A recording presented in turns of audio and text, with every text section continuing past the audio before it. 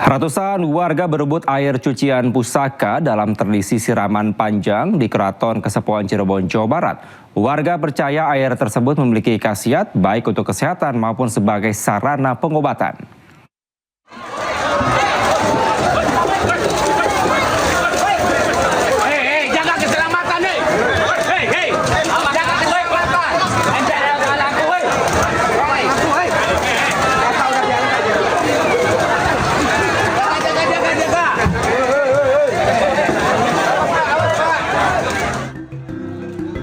Menjelang peringatan Maulid Nabi Muhammad SAW, Keraton Kasepuhan Cirebon menggelar acara siraman panjang dengan mencuci beragam peninggalan pusaka berusia lebih dari 600 tahun peninggalan Sunan Gunung Jati, salah satu wali penyebar agama Islam di tanah Jawa.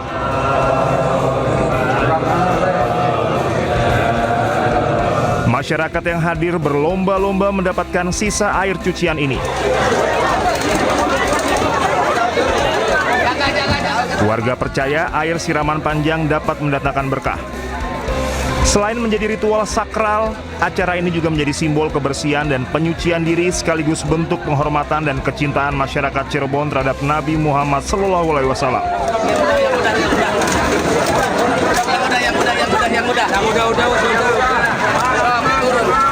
Tradisi ini merupakan warisan budaya yang memiliki nilai spiritual dan historis yang tinggi.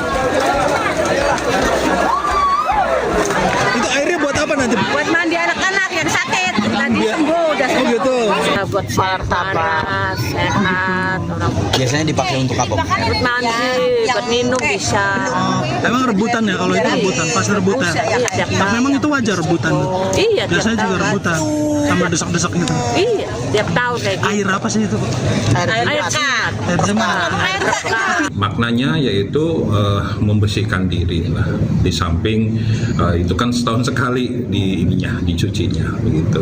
Itu jumlahnya sendiri ada berapa?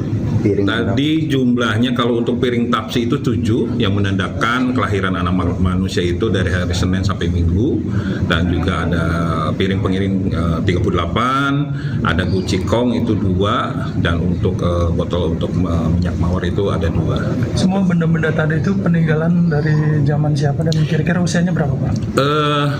Benda-benda tadi itu adalah peninggalan dari Sunan Jati, kurang lebih usianya hampir 6 abad.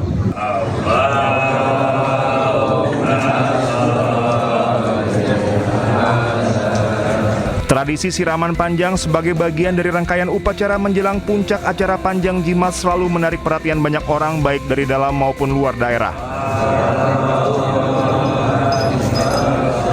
Tradisi ini menjadi pengingat bahwa Islam di Nusantara memiliki sejarah yang panjang dan kaya akan budaya yang hingga kini masih terjaga dengan baik.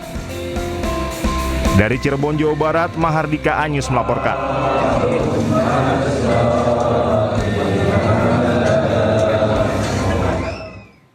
Pemirsa, seorang perempuan pelaku pencurian kendaraan bermotor tertangkap basah sedang membawa kabur motor hasil curiannya di Kecamatan Sukodadi, Kabupaten Lamongan. Pelaku sempat menjadi bulan-bulanan warga sebelum diamankan polisi.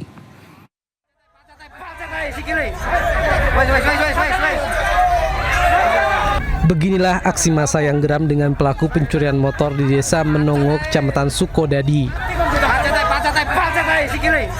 Pelaku seorang wanita warga Kerembangan, Surabaya.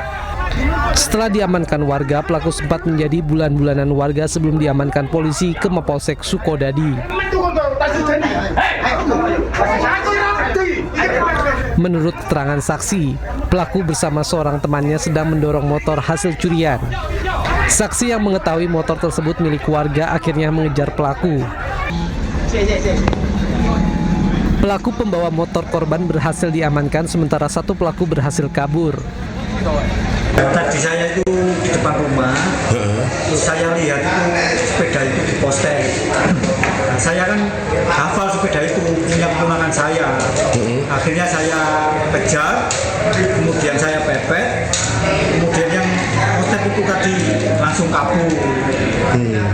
Jadi itu 2 orang, Mas? 2 orang. Laki-laki semua apa cewek-cewek? Laki-laki sama perempuan. Untuk menghindari amukan warga yang marah, pelaku kemudian diamankan polisi ke Mapolsek Sukodadi. Saat diinterogasi, pelaku bersama temannya sudah 3 kali melakukan pencurian kendaraan bermotor. Dari Lamongan, Jawa Timur, Abdul Wahid, iNews melaporkan. Pemirsa, 3 bocah mencuri di 10 toko sebuah pusat perbelanjaan ternama di Kota Padang, Sumatera Barat. Polresta Padang tengah memburu ketiga bocah itu.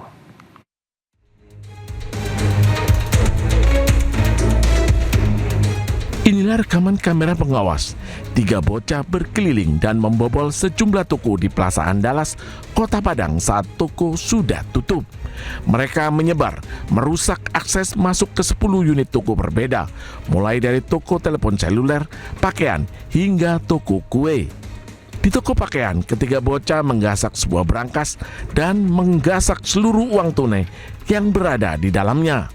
Para pelaku sempat mengganti baju mereka dengan pakaian baru hasil mencuri di lantai 2. Akibat pencurian, puluhan ponsel berbagai merek dan puluhan helai pakaian dibawa kabur pelaku. Total kerugian para korban mencapai puluhan juta rupiah. Itu area dari kita masuk itu berantakan, topinya udah berantakan, semua pintu pun pas dibuka aku langsung nyari itu di brankas. Pas di brankas itu kebuka semua Pak, sama sekali dompetnya itu nggak ditutup lagi, udah kebuka semuanya kosong. Terus aku ambil kan dompetnya, aku bilang Pak ini kita kemalingan, uang kita semuanya hilang gitu. Tim operasional Polresta Padang melakukan olah tempat kejadian perkara, mengamankan barang bukti CCTV, dan tengah memburu ketiga bocah tersebut. Dari Padang, Sumatera Barat, Budi Sunandar, iNews melaporkan. Pemirsa, pasangan suami istri menjadi korban penjamretan di Kabupaten Bekasi, Jawa Barat. Akibatnya korban alami kerugian 50 juta rupiah.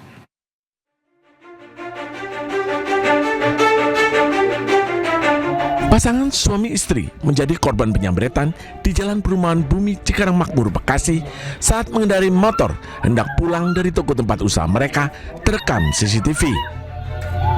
Awalnya, para pelaku yang menggunakan motor berhenti di depan motor korban, langsung menghampiri dan merampas tas yang dibawa korban. Korban sempat memberikan perlawanan namun diancam dengan senjata tajam. Tas milik korban yang berisi uang dan barang-barang berharga dibawa kabur pelaku. Korban mengalami kerugian 50 juta rupiah dan luka di tangan. Aksi kawanan jambret ini terbilang nekat karena beraksi saat kondisi ramai. Saat saya kunci itu, istri lagi ngobrol dulu lah sama istri yang ngasih bebek. Begitu saya selesai, dia nyebrang got itu kan. Kejadiannya gak lama motor itu, si penjamret itu langsung masuk, posisinya langsung dari depannya itu tarik-tarikan. Berapa orang Pak? 2 orang pelakunya. Pasca kejadian, korban langsung melaporkan peristiwa ini ke Polsek Cikarang Selatan. Dari Kabupaten Bekasi, Jawa Barat, Didit Junaidi, iNews melaporkan.